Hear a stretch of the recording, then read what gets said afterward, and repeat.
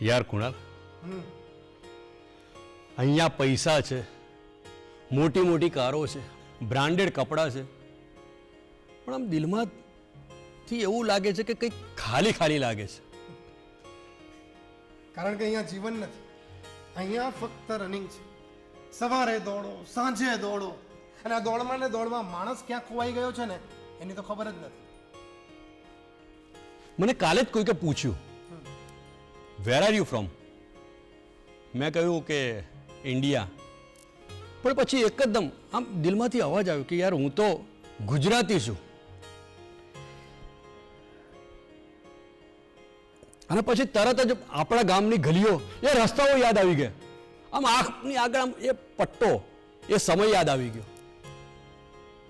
અવિનાશ, તને યાદ છે આપણે જ્યારે નાના હતા ને ત્યારે ઉત્તરાયણમાં ધાબા ઉપર ચડીને પતંગ ચગાવતા અને જોરથી બૂમો પાડતા, કાઈ પોત છે વો વળતા. હા, અરે હોળીમાં આખું ગામ રંગાઈ જતું હતું, અને નવરાત્રીમાં બે અઢી વાગ્યા સુધી આપણે ગરબા રમતા, ને પછી તો બાના હાથની ગરમા ગરમ ખીચડી,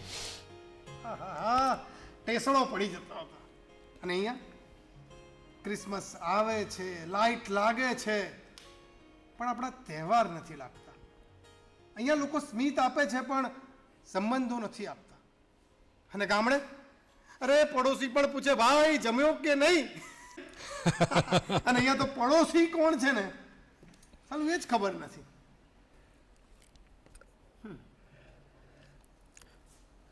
મને સાંજ આજે પણ યાદ આવે છે, જ્યારે પપ્પા બહાર સાંજે ખુરશીમાં બેઠા હોય ને અને મમ્મી બૂમ મારે, અરે સાંભળો છો, તમારી ચા ઠંડી થઈ જશે.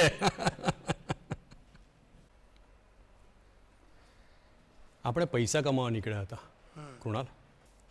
ખબર જ ના પડી કે જીવનમાં કેટલા બધા આગળ નીકળી ગયા અને કેટલું બધું પાછળ છૂટી ગયું.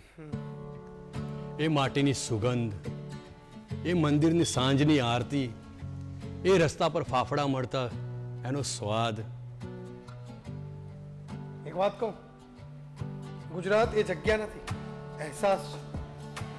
બાની બનેલી હાથની રોટલીમાં, ગરબાના તાલમાં, ગુજરાતી શબ્દોમાં અને આપણા માણસોના પ્રેમમાં. ચાલ, આ વખતે નવરાત્રી ઘરે કરીએ. એ આપણી માટી ઉપર ખુલ્લા પગે ચાલવું છે, દોડવું છે, પડવું છે. ચાલ ચાલ.